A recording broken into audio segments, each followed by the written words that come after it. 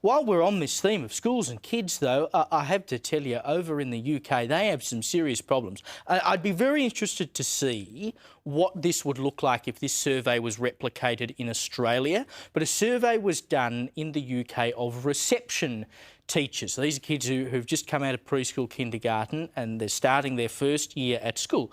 And these teachers were asked about the readiness of children coming into school in reception, or I think in New South Wales it's called kinder. It was reception where I was. In South Australia, I think they call it reception in the UK as well.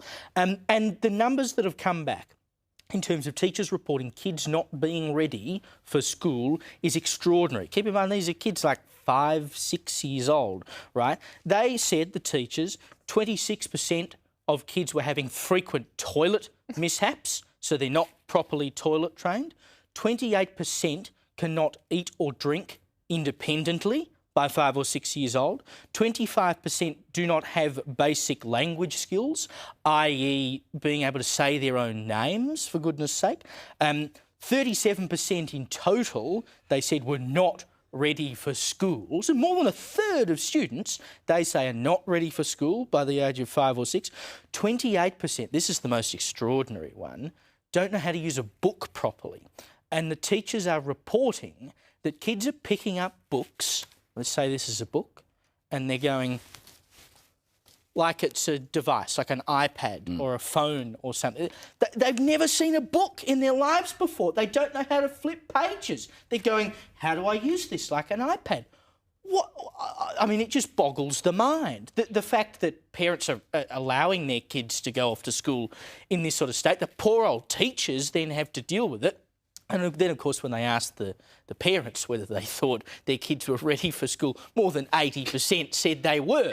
So clearly there's a big disconnect here between what the parents think is going on and what the teachers are seeing at school. But how do we get to a point where a kid doesn't even know what a book is? With many of these issues, I think parenting is the problem and parenting is the solution. And you mentioned the statistic, 25% of these kids starting school lacked basic language skills, including the ability to say their own name. How do you raise a child to age 4 or 5 who can't even say their own name? That's like an epic parenting failure. This is not an education system failure. This is a parenting failure. However, it turns into an education system failure because the stats also say that teachers are spending upwards of 1.5 hours per day changing kids' underwear because they've wet themselves, or helping kids do basic things like drink or eat, or understand,